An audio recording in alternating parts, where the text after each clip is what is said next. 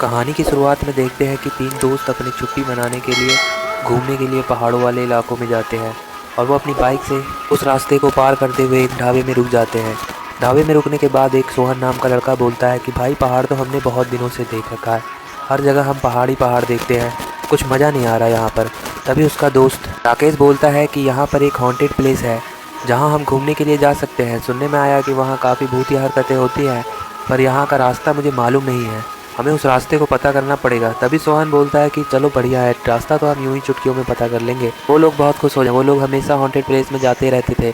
तभी उसी ढाबा पे बैठे हुए एक बाबा जी उन्हें देख रहे होते हैं बहुत गौर से, और उस हॉन्टेड प्लेस का नाम सुनते ही वो लोग के पास बाबा जी आ जाते हैं और वो बाबा बोलते हैं कि तुम लोग जिस हॉन्टेड प्लेस की बात कर रहे हो वो एक मजाक नहीं है, उस जगह पर जो भी गया है वापस लौट कर नहीं आया है। वो लोग मजाक करने लगते हैं, बोलते हैं ये सब बस कहने की बातें हैं, तुम लोग अफवाह फैलाते हो। वो बाबा जी देखते हैं कि ये लोग मेरा बात नहीं मान रहे, मैंने जो कहना था मैंने कह दिया, और वो वहाँ से चला जाता है। तभी सोहन, राकेश और तीसरा दोस्त रमन तीनों हंसते रहते हैं और बोलते हैं कि हम लोगों का तो ये हमेशा का है, हम लोग हर जगह हॉन्टेड प्लेस पर जाते हैं पर आज तक कोई भूत हम लोगों ने नहीं देखा, ये भी वैसा ही होगा। सब लोग भूतिया प्लेस का झूठ मूठ का नाम फैला देते हैं और वो लोग वहाँ जाने के लिए तैयार हो जाते हैं। रास्ते से वो लोग गुजर रहे होते हैं और पूछते ताछते हुए जाते हैं। वो लोग पूछताछ करके फिर वहाँ से निकल जाते हैं, अपनी बाइक उठाते हैं और पहाड़ के ऊपर की तरफ जाने के लिए तैयार हो जाते हैं, क्योंकि वो भूतिया प्लेस एक नदी थी जो हॉन्टेड लेक थी, जहाँ जाने से लोग बहुत कतराते थे। वो लोग रात हो जाती है और वहाँ पहुँच जाते हैं। वहाँ जाते ही उन लोगों को वहाँ बस अंधेरा और वो नदी दिखाई देती है, जो नदी इन लोगों को काफ़ी खूबसूरत लग रही होती है। तभी इन लोगों को जंगल से एक आवाज़ आती है और वो जंगल में एक साधु महाराज रहते हैं। वो उनसे बोलते हैं कि तुम लोग इतनी रात को यहाँ क्या कर रहे हो, यहाँ कोई दिन में भी नहीं आता और तुम इस टाइम रात में आए हो, चले जाओ यहाँ से वरना मारे जाओगे, मेरी मानो और तुम लोग यहाँ से चले जाओ। सोहन बाबा जी से बोलता है कि हम लोग यहाँ घूमने के लिए आए हैं और हम लोगों का यहाँ से जाने का कोई प्लान नहीं है, हम लोग रात में यहीं पर टेंट लगा कर रुकेंगे। वो बाबा जी बोलते हैं कि बच्चों हट मत करो, मारे जाओगे, चले जाओ मेरी मानो, और वो बाबा वहाँ से चले जाते हैं। सोहन, राकेश और रमन तीनों अपना अपना टेंट लगा लेते हैं और वहाँ पर एक बाहर आग जला देते हैं। तभी सोहन को नींद नहीं आ रही होती, वो अपने टेंट में से किसी आवाज़ को सुनता है बाहर से। तभी वो बाहर की ओर आता है और देखता है कि नदी के पास दो लड़कियां खड़ी होती है। वो सोचता है कि राकेश और रमन को मैं नहीं बताता हूँ, मैं अकेले उन लड़कियों के पास जाता हूँ, और वो उन आवाज़ की तरफ जाने लगता है। वहाँ जाकर वो पहुँचता है तो देखता है नदी किनारे दो बहुत खूबसूरत लड़कियाँ खड़ी होती है जो सोहन को देख रही होती है। सोहन उनसे बोलता है कि तुम लोग इतनी रात को यहाँ क्या कर रही हो, और इतनी ठंड में तुम लोग को ठंड नहीं लग रही जो इतने कम कपड़े पहनकर तुम यहाँ खड़ी हो। तभी वो लोग बोलती है कि नहीं हमें ठंड नहीं लगती, और तुम यहाँ क्या कर रहे हो, हम लोग तो यहाँ हमेशा ही नहाने के लिए आते हैं। तो सोहन बोलता है अच्छा तो तुम लोग यहीं की रहने वाली हो, हम तीन दोस्त तो यहाँ घूमने के लिए आए हैं, हम छुट्टियों पर यहाँ घूमने के लिए आए हैं, इसलिए हम यहाँ पर टेंट लगा कर रह रहे हैं।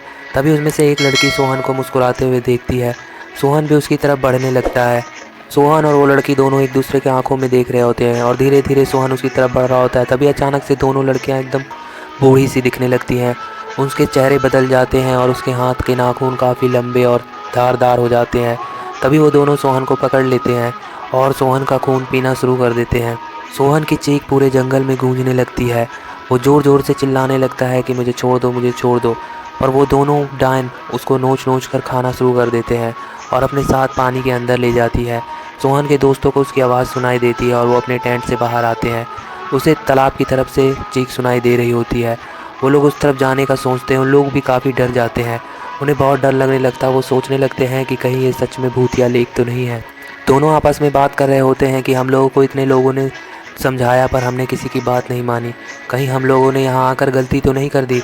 तभी उन लोगों को सोहन की आवाज़ सुनाई देती है और वो दौड़ते हुए उस नदी की तरफ जाते हैं।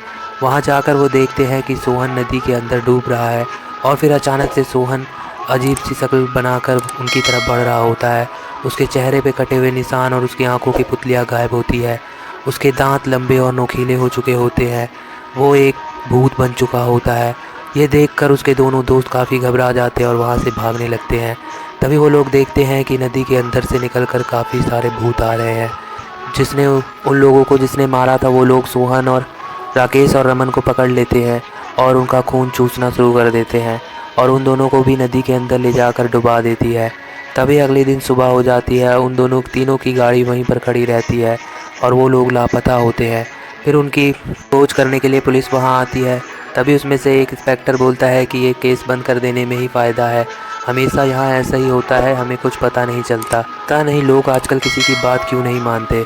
दोस्तों प्लीज़ हमारे चैनल को सब्सक्राइब कर दें और वीडियो को लाइक